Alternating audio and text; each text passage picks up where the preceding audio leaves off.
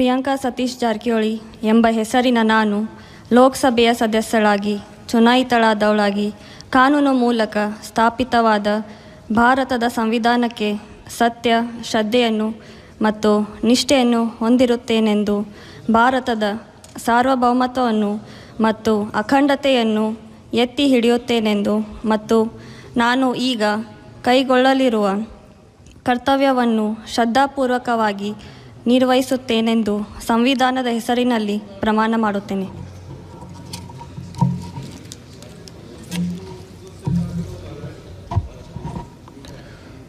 Sagar Eshwar Khandre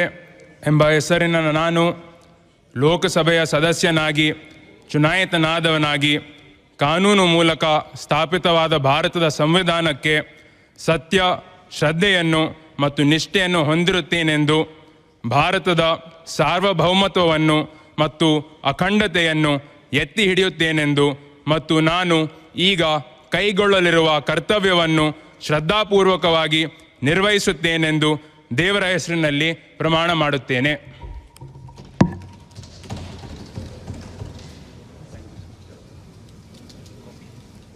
if you like this video, ಬೇಗ like ಮಾಡಿ, share ಮಾಡಿ, ಕಮೆಂಟ್ ಮಾಡಿ ಹಾಗೂ N24 ಕನ್ನಡ ನ್ಯೂಸ್ ಟಿವಿಯನ್ನು ತಪ್ಪದೇ